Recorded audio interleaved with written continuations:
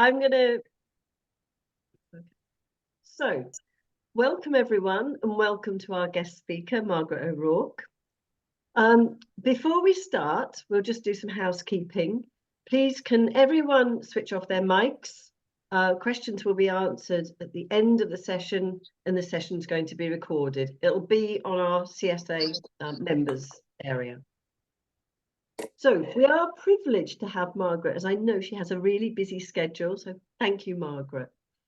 Living and working in Oxford, Margaret works with translucent porcelain and light. She has exhibited widely and participated in numerous residencies, including the International Research Centre in Denmark and the Ceramic Art Institute in China. Margaret frequently works to commission, incorporating lighting technology as an integral part of the creative process. Installations, including chandeliers, wall pieces, and fountains, all involve complex engineering, both electrical and mechanical. I was fortunate enough to spend a wonderful afternoon at Margaret's home in Oxford and see her studio.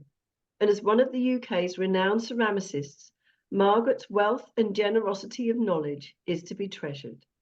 Welcome and a massive thank you, Margaret. Over to you. Well, I'm overcome. Thank you very much, Julie, for your introduction. And thank you all. Many of you, I think or some of you I can't see. I'm looking forward to sharing, in a way, my life, really, with you. And I'll start right away. I think we have, am I right, 40 minutes? Yes, that would be fine. So I'll try not to overrun. And this meeting is being recorded. Can I get rid of that or not? Probably not. Anyway, this wonderful head portrait of Harold Williamson in the centre is how my creative life began. I left school at 16. I hadn't been successful because I'm dyslexic, and I decided at the last moment that I wanted to go to art school. And Harold Williamson, I'd missed the proper interviewing process, as I seem to manage to do all that sort of thing, never quite on time. And he said, and I hadn't done any drawing, I was planning to be a cook, but then at the last minute, I thought I wanted to go to art school. And Harold Williamson said, as principal of Chelsea Art School, I'll give you a place. It'll be so lovely to have somebody who hasn't been taught anything. Now that makes you think, doesn't it? And I think what he had discovered as principal of Chelsea Art School, it took them a long time to unlearn what people had been taught at school. And so he was very happy to have a blank canvas to work on. And I got completely enthralled by life drawing and finally painting, and had a wonderful 4 years at Chelsea Art School. But I'd always wanted to be a potter. And so when I graduated from Chelsea, I went to Camberwell School of Art, where I studied ceramics. Oh, that's no good clicking on that. Here we go. Why isn't it going forward? Perhaps we'll try this one. And just before I leave the painting, while I was at Chelsea, I did a portrait of Frank Bowling. And in 2019, he had a major exhibition at the Tate Britain. And I was just staggered at how similar the face was of this young man aged 24 when I'd painted his portrait when we were at art school, and this gentleman of 85 who was on the cover of the Tate Britain catalogue. Now, wait a minute, let's press the right thing.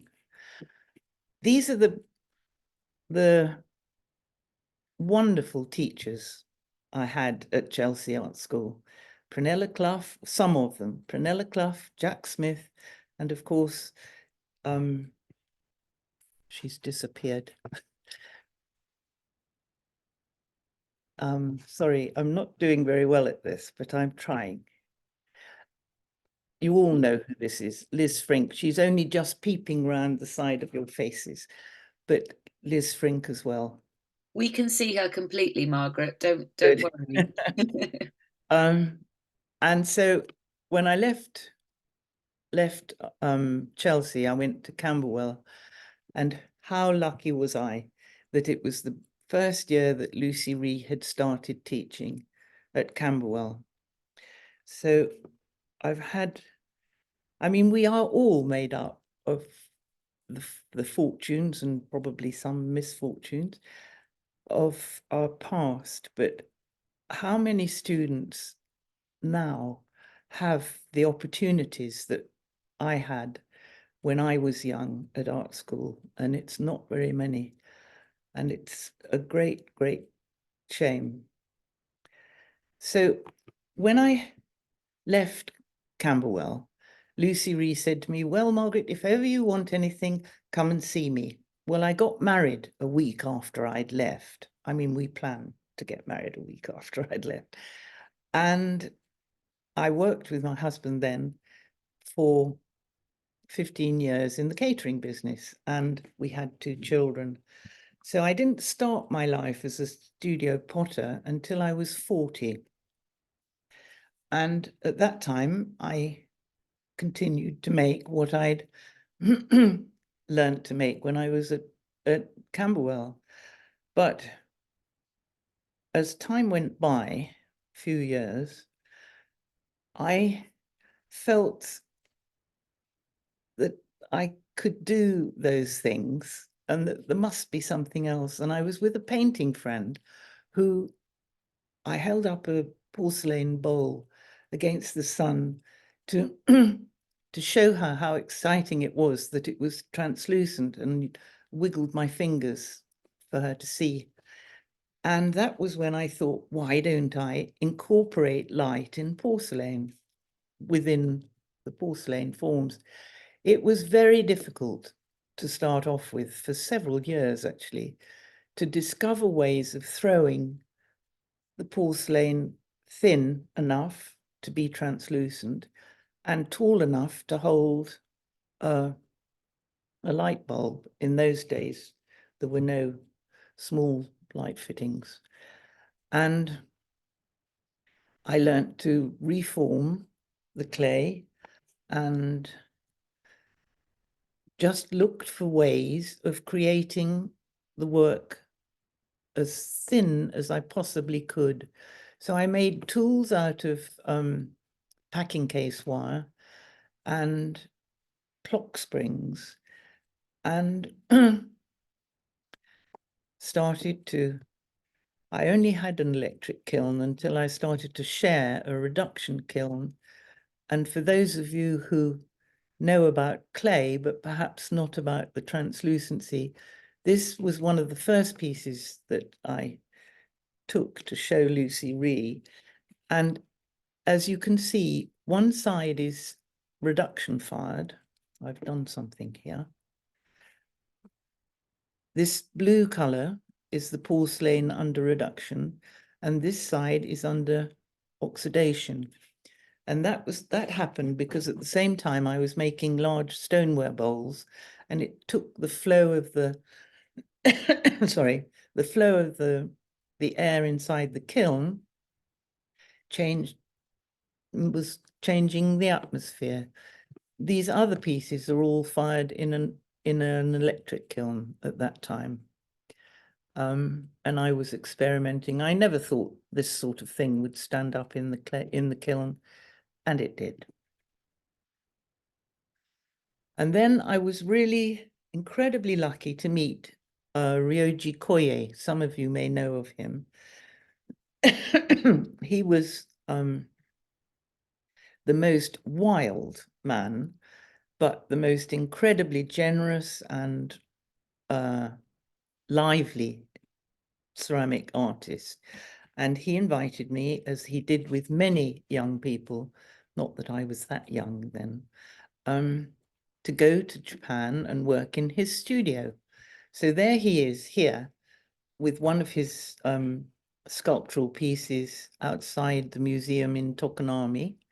Here he is sorting out his studio with a photograph of his grandfather.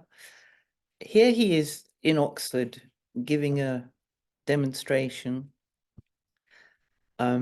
at the Ashmolean. Some of you may know about our series that we started called Clay Live at the Ashmolean. And here's one of his magical tea bowls. So while I was there, he had made porcelain specially for me for its translucency. And I couldn't do anything with it. It just collapsed, whatever I did. So I threw a lot of little bowls and cut the bottoms out and stood them on top of each other. And I thought, it'll never work. They'll fall over. And they fired it to 1300, and there it is. And it just demonstrates how very different the material is, depending on what part of the world you are. And this is what happened. And this is how my work completely changed from the way that I had worked under Lucy Ree and the challenge that I had in Japan 20, more than 20 years ago, after I'd left art school. The clay just collapsed. As you can see, I could not make it have a structure. And I thought, if I don't, I was there for 3 months, and I really was frightened that I wasn't going to be able to make anything. So I developed other ways of carving it and reforming it, and just learning to work with the material. And then I came home and built my kiln, moved house to where I am now, a wonderful house which I was enabled to have with the generosity of my family, and built the kiln and worked in the studio for about 4 years while we built an extension, and my mother was with us for another 4 or 5 years. And when she died, I then moved my studio into the house where she was living, the side of the house that she was living in. And it was much better. It was incredibly cold. My other studio is in the garage, and I used to get so cold. I'd have a blow fire, electric fire, blowing on my hands as I was throwing. And I failed to say that everything I make, I'm a thrower. So that's where all the ideas start. And this is me very comfortably established in my current studio now.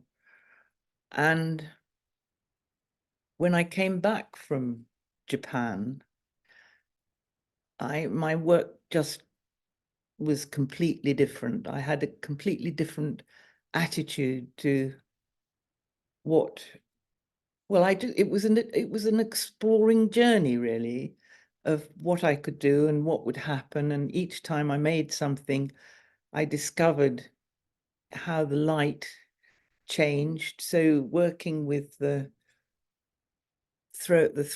always thrown forms, they've all been thrown until I started working with industry. But this, all these ideas, this piece, for instance, just when you put the light in after making it, of course, it changes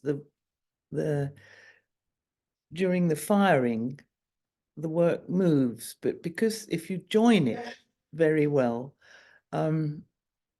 it will stay together. So this this piece is quite a large piece, 60 centimeters high.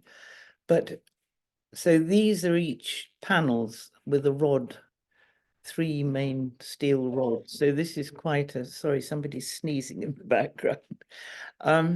And this piece was straight when I put it in the kiln, but it just moved, and I kind of feel I leave it to the fire. And I wanted to make a large curtain. And so the very first one was for Chelsea Town Hall, Creative Eye in 1992.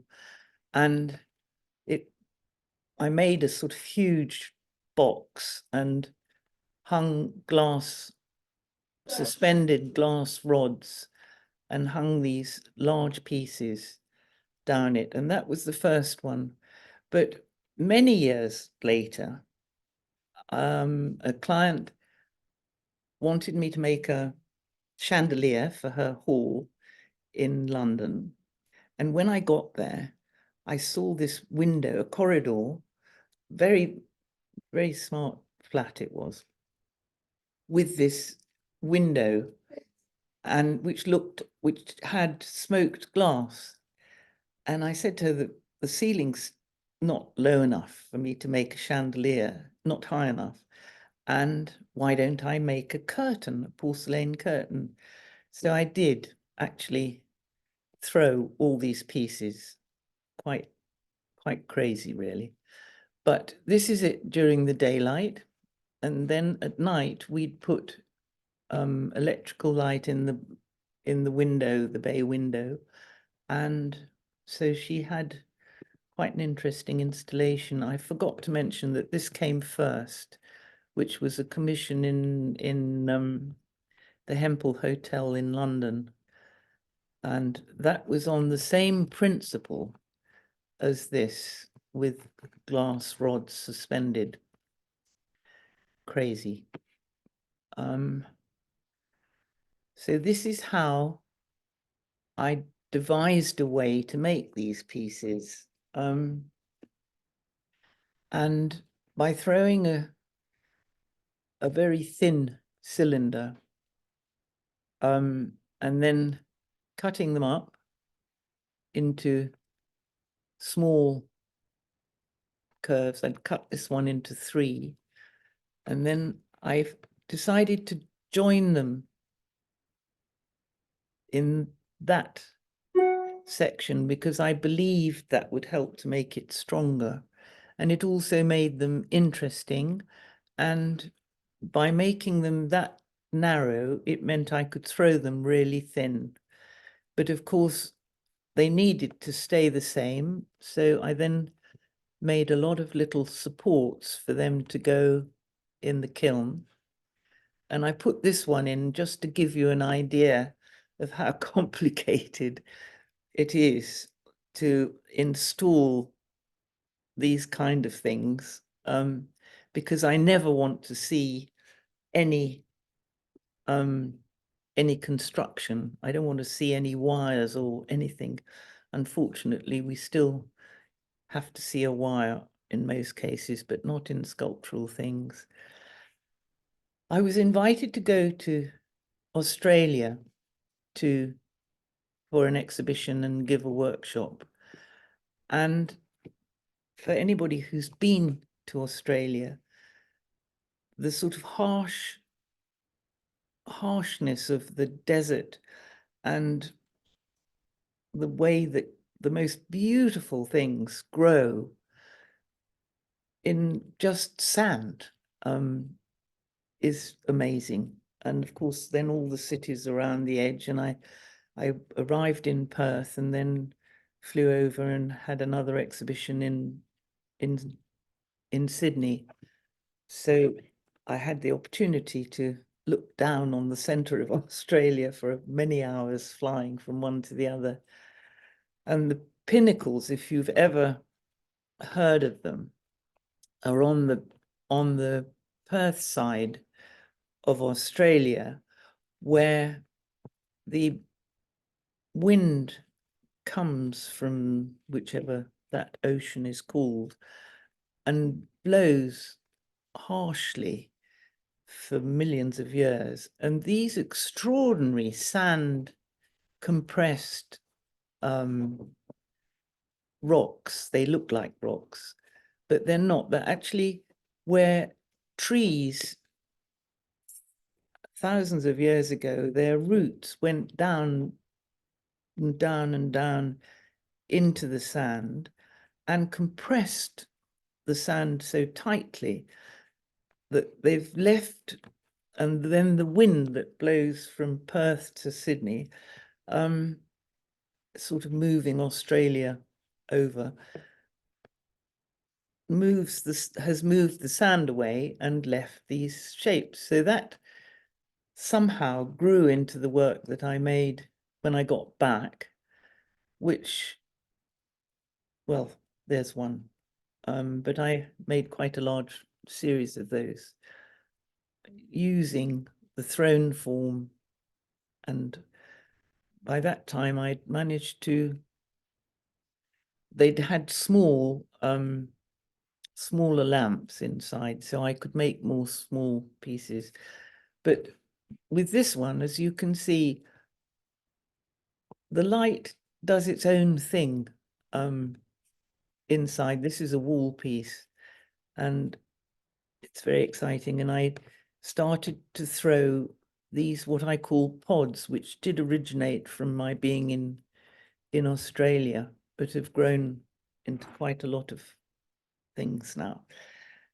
So then I was invited to go to Bornholm, an island off Denmark, to give a workshop, and that was the sea lapping on the shore as I went for walks, and the clay just seemed to go into these kind of feelings. When I got home, I was experimenting while I was there and throwing a little, and a fairly narrow strip on the wheel here, and then reforming it. And the difficulty, of course, is not to have any gaps where you would see the light fitting. So I put this in just to give you a little idea of the engineering that has to be done as well, in order so that this piece hooks onto these two little ears and hangs on the wall.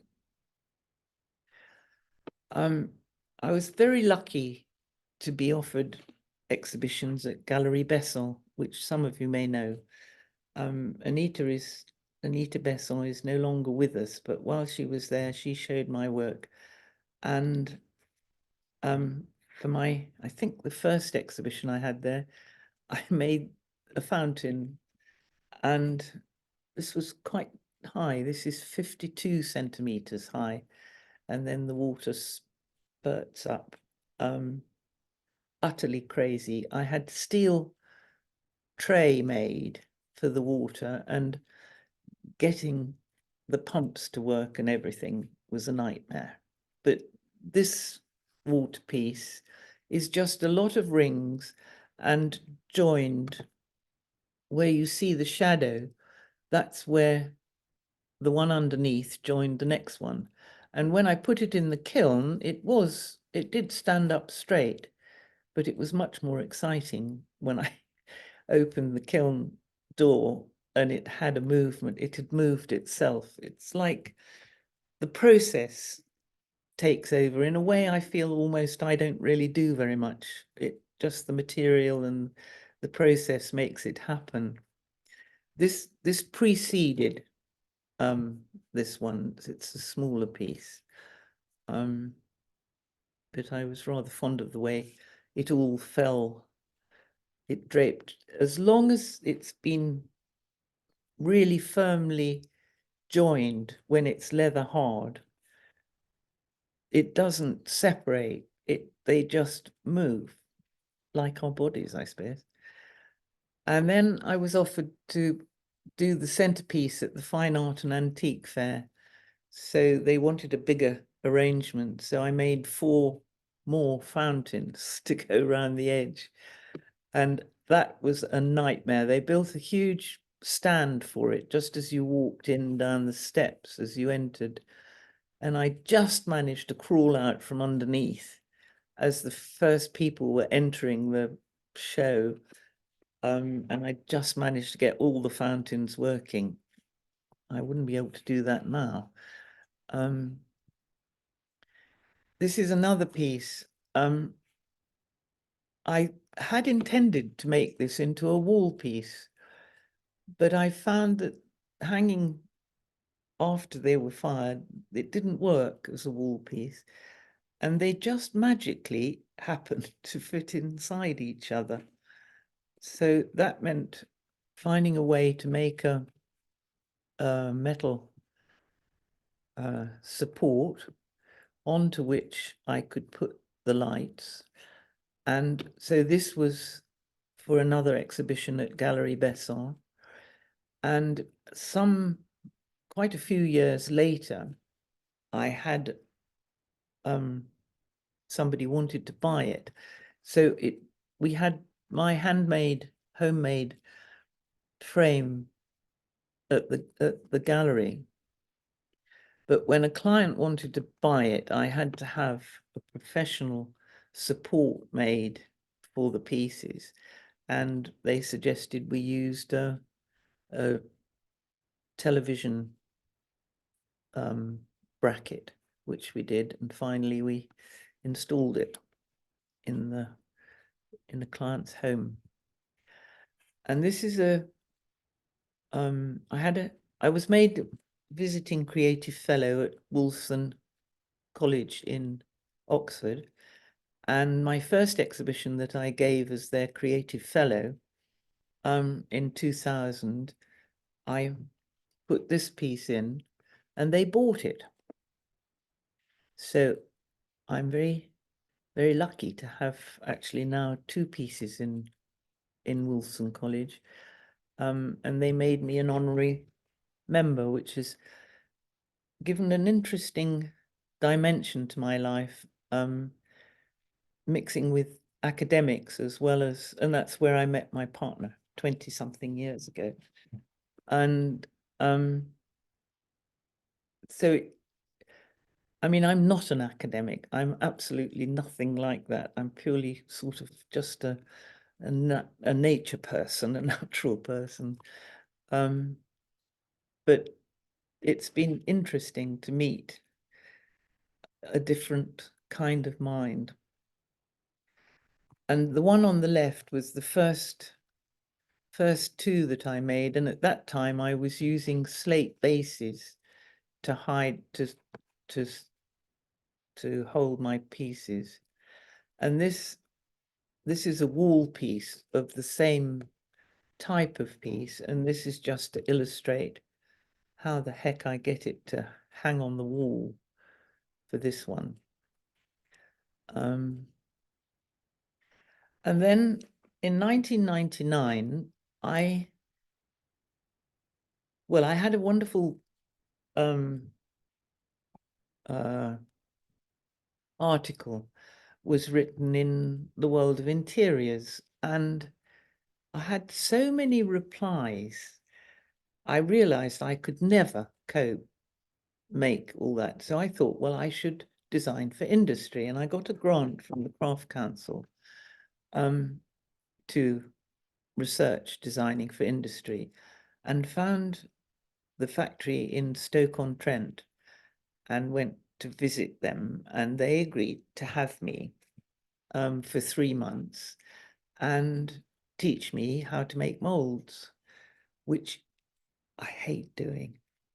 So I went up there with my clay and my wheel, and I had no idea what I was going to do or how I'd do it. But I just felt if I didn't work in a factory, I couldn't design for industry without knowing how the factory operates.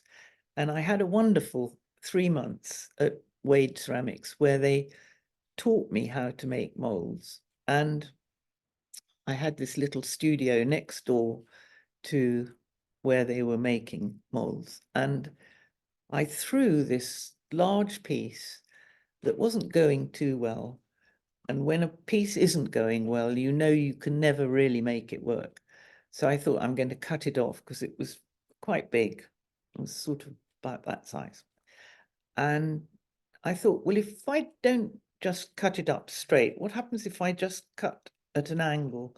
And so I cut half of a big car tire, it was like, at an angle. And it just slowly bent over. And actually, if you look just there, can you see me pointing? There's one on the wall. And that was what I produced, and they made a big mold of it here. And at the end of the 3 months, their salesperson came to me and said, I want to see your product. And I didn't even know I know it's pathetic, what a product meant. So I looked around my studio and there were all these funny little things that I'd been making and this big thing. And I said to him, well, I've made this. And he said, well, I want an outfit, like a hat and a handbag and a pair of shoes, like that, out of this form. So over the course of the next year, just about, I worked on how we could design to hang it on the wall, how it could be a ceiling piece, and how it could be a freestanding piece. And that was quite a phenomenal amount of work. But we did it.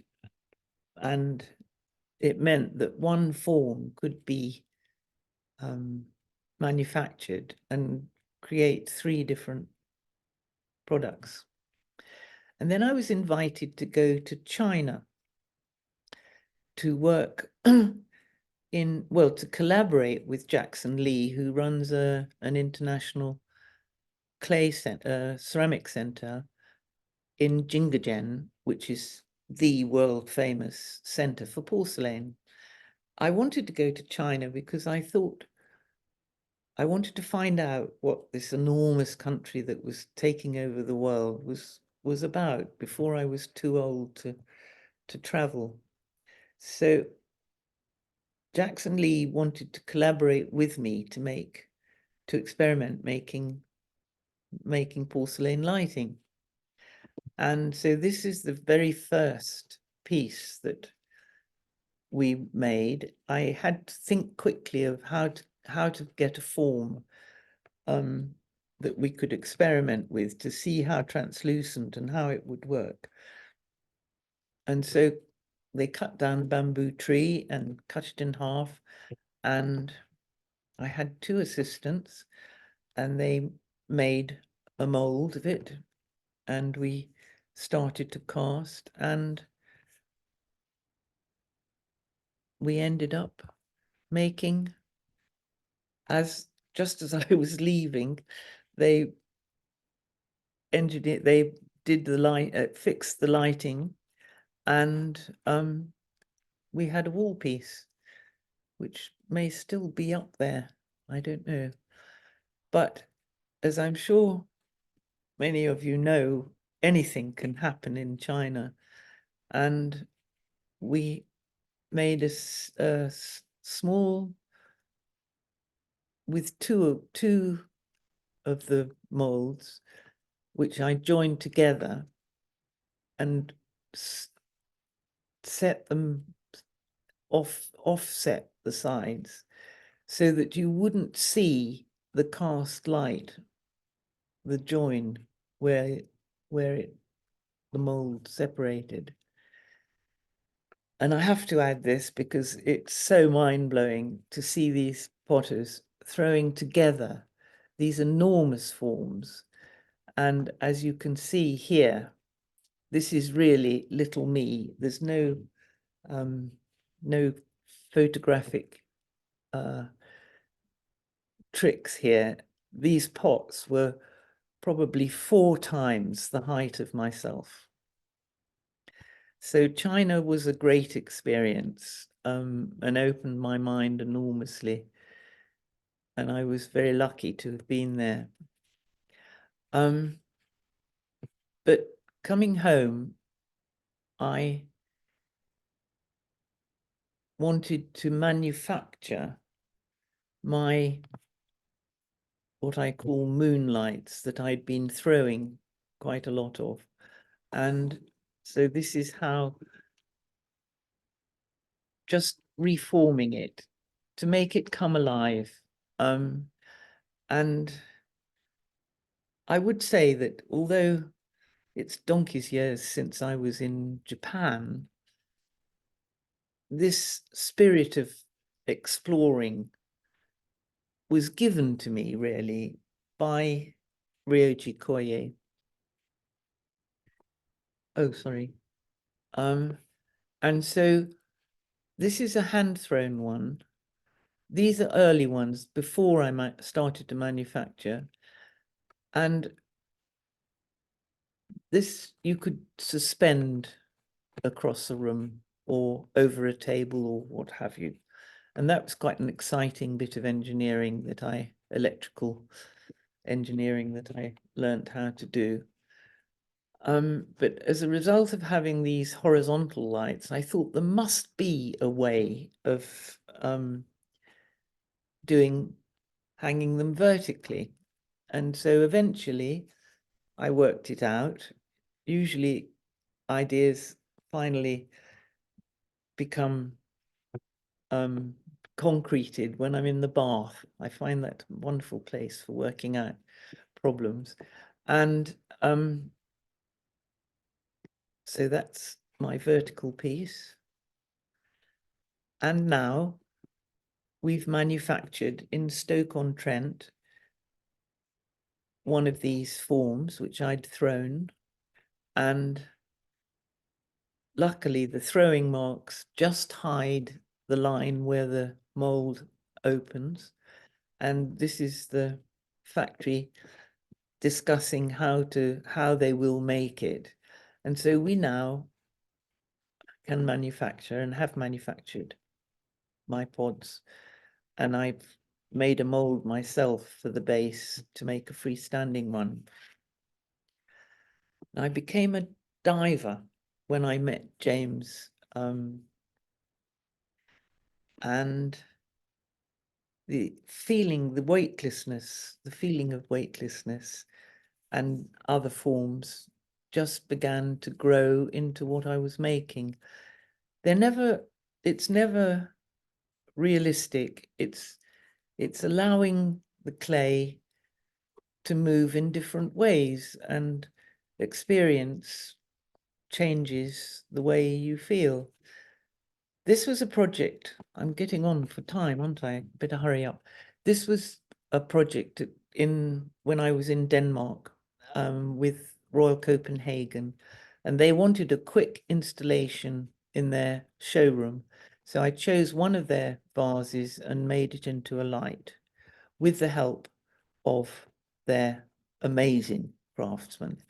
And we had to design a piece to how we would hang it. And of course, they all were slightly different. And this is how they made them.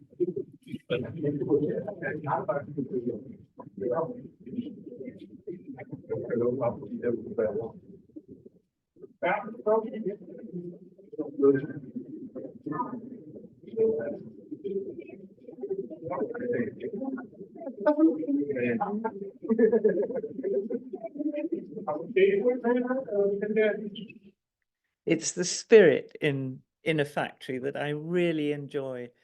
And we worked together on how we could change that form into something else. And this is how we did it. So that was quite exciting. Oh, sorry. Help.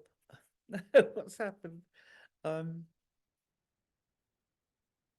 Oh, well, this is an installation that's in Wolfson College, where they commissioned me to put an installation in the entrance to their lecture theatre. And this is how we do it.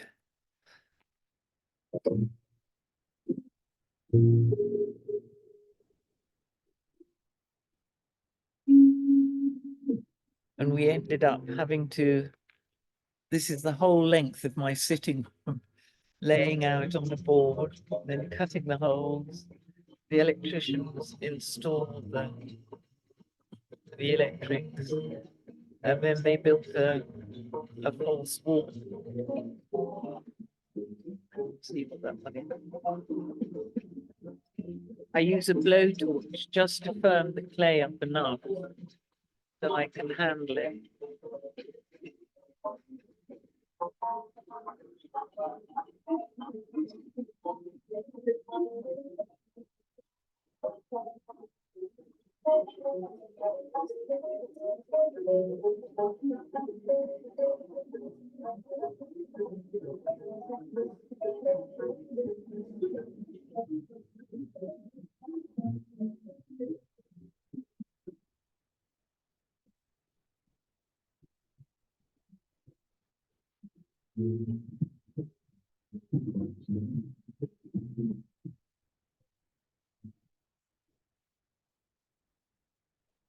The clay has to be, obviously, as I'm sure you all know, exactly the right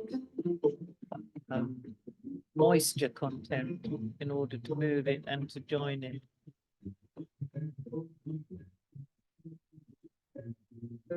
So that's creating a little loop so that we could fix and hang these on with it. Right.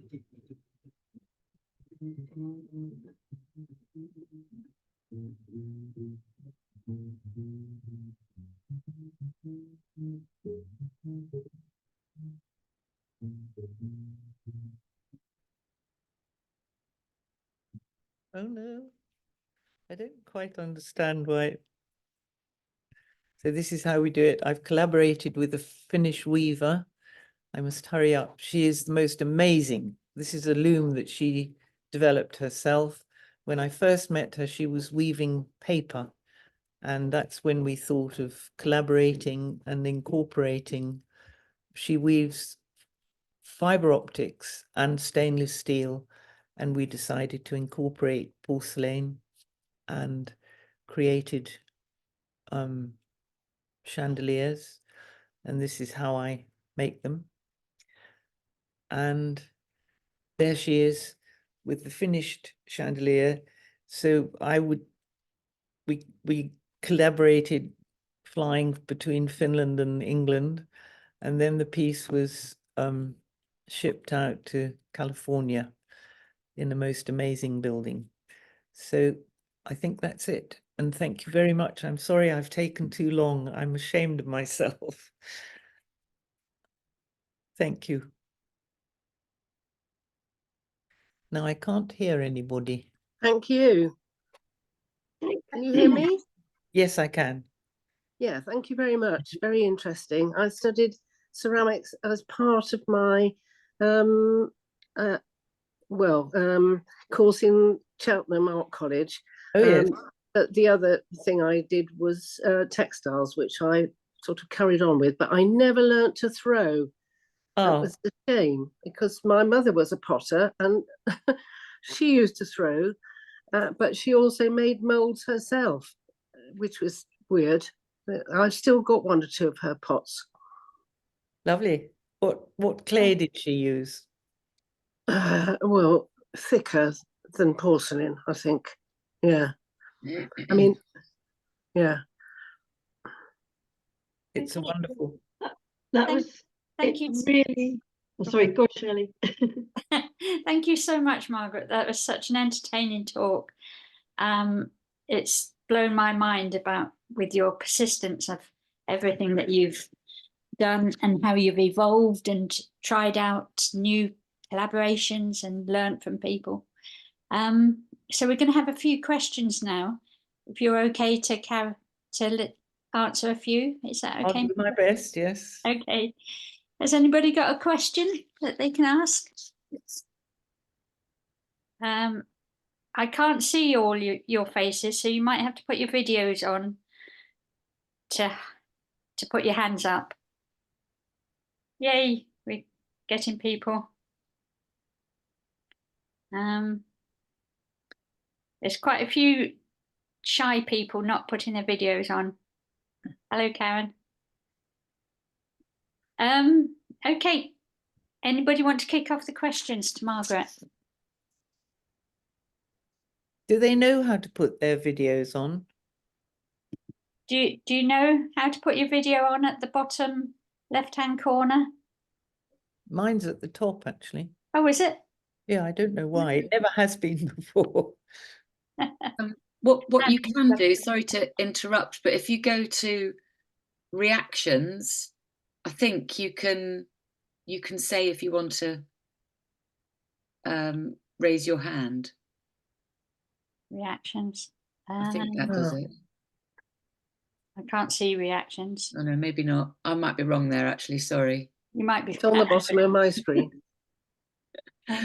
Never mind. No, I thought that was something else. You can also put questions in the chat room. Oh, that's nice. Now I can see more faces. Yeah, it's starting to see people. Yeah. If you close your presentation and stop sharing your screen, Margaret, I think you'll be able to see more people. I think you can just stop sharing screen. I'm trying to get rid of it. Should be at the bottom. Maybe.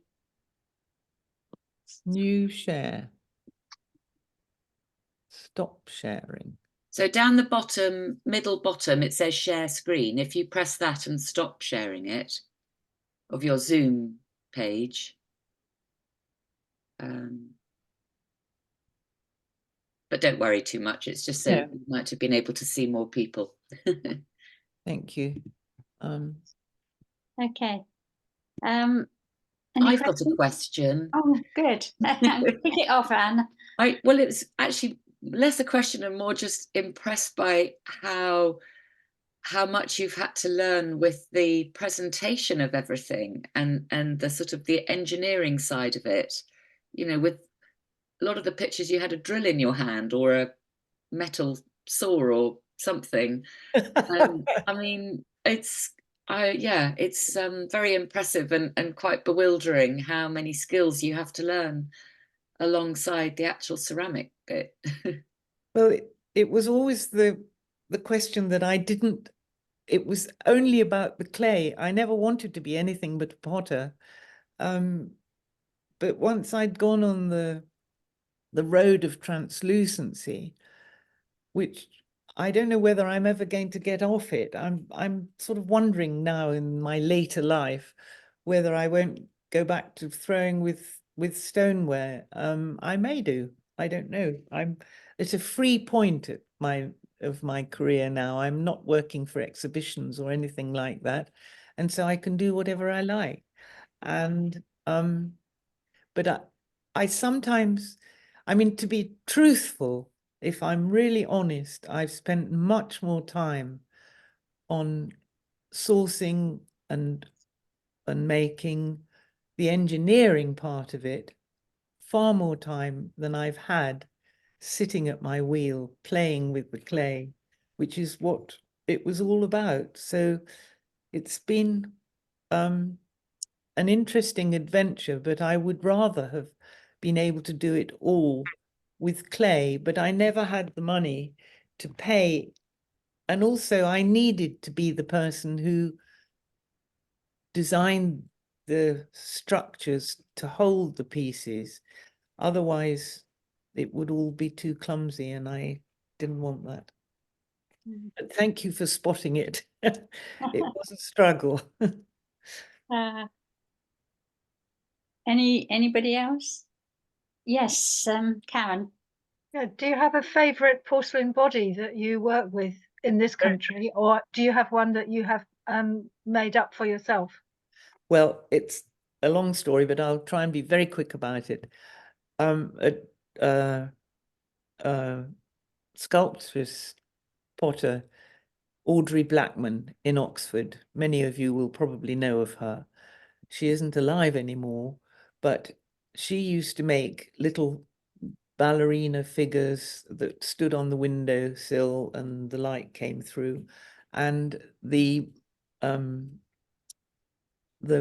ceramic engineer, or whatever you call him, at English China Clay created, especially for her, the most amazingly translucent clay. And she gave me a ball of this when she was alive. And I put it on the wheel and it literally just shot up through my hands. And it was amazing to throw with. And before she died, she said to me, Margaret, get it manufactured. So I went to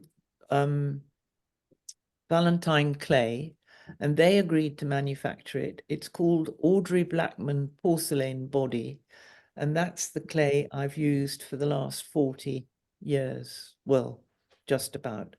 I was using Harry Fraser's porcelain before, but there was no comparison. So that's Valentine Clay and Audrey Blackman's porcelain.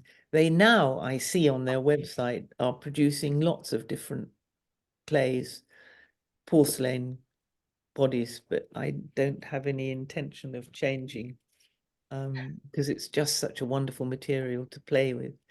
But it may not, it wouldn't, I think, be suitable on its own as for making large porcelain sculptures, solid sculptures. You'd need to add other material to it. I get some scraps from a potter friend called Tim G in Plymouth, and Yeah. he uses the Audrey Blackman because he used the shellac resist technique. So I use his scraps as porcelain slip to highlight textures on my stoneware sculptures. So it's a lovely body. Karen Edwards, that's very interesting. Yeah, recycle it all. Exactly. I never throw anything, all the slurry that's at the bottom of where I wash my hands, that goes back into the reclaim bucket, because that's the finest part of the clay. So that's probably what you're getting. Well, I get his turnings. Well done. That's very interesting. And anybody else got a question? Well, I've got it's not really a question, but I was surprised by how much I feel your work has a painterly feel to it, and wondered if, as you started as a painter, do you feel that's fed into your work all the way through? Enormously. Yeah. Enormously. The training that I was given at Chelsea is training for life. Forget what you're going to do with your life. To overcome a blank canvas takes quite a struggle. And to find ways of how to do that opens the whole imagination spectrum of the way we're made, I suppose, the way we think. And that was why I had a lot of fun looking up three of my teachers, well, four with the principal yesterday, because I just feel they are the people who helped to make me what I am. Without them, I wouldn't be the same. So the fundamental training that was shared by those amazing artists are what enabled me to find my own path, which is what we all do in the end. But we're all the product. We're the product of all the people that have been part of us on that journey, aren't they? Yes, definitely. I mean, they probably instilled a sense of bravery in your painting, and that's fed through your whole life, really. Yeah, it sound of has. And it's what I find very interesting between myself and my very brilliant academic partner. We are either side of the whole spectrum. And I realize how lucky I've been to have had that background at art school before I went on to be a potter. Right. That's interesting. Yeah. Karen, yes, you've got another question? Yeah, I wonder what projects you're working on now, Margaret, or what your plans are. Well, it's a very funny story, really. Over a year ago, I was approached to make a large porcelain screen for a glass staircase in Abu Dhabi.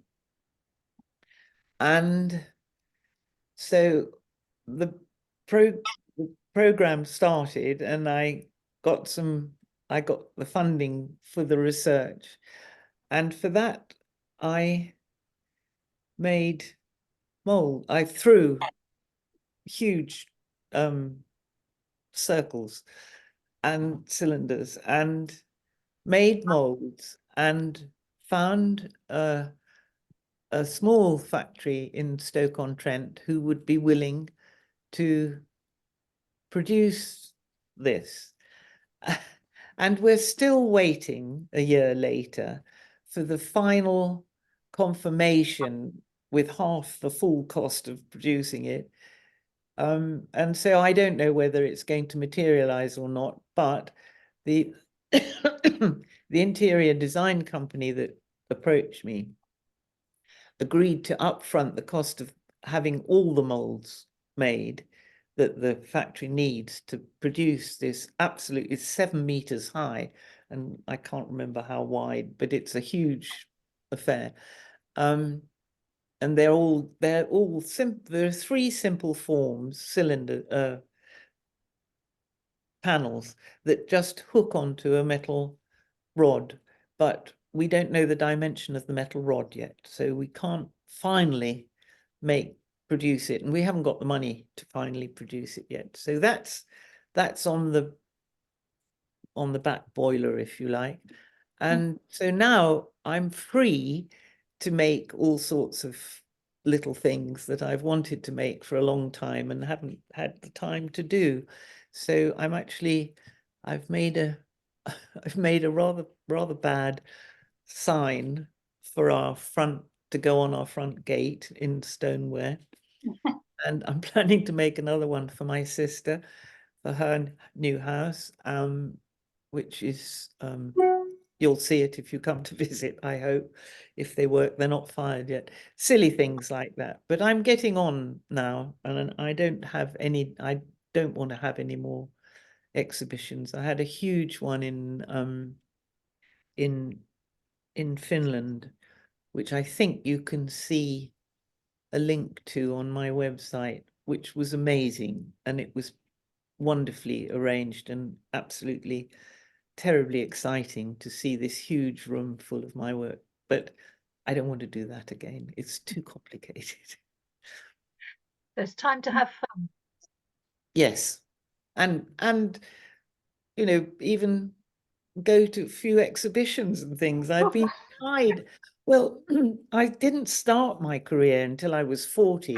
So I've always been trying to catch up, if you know what I mean. But now it's occurred to me, since I'm getting on a bit, that I should actually stop and look around me a bit more. But I've been so lucky, and it's been very exciting.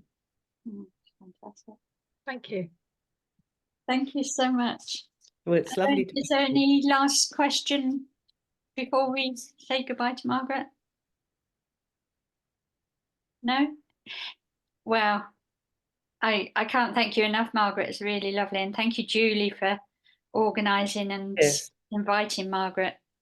Julie, did you want to say anything to finish off, or are you... No, it's absolutely brilliant to have you, Margaret. You're absolute inspiration. Well, So, thank you. you. I wish you all luck. We're so lucky to be artists. We are. We really are. Yeah. Bye. Bye. Thank you so much. Okay. Cheerio. Bye-bye. Bye-bye.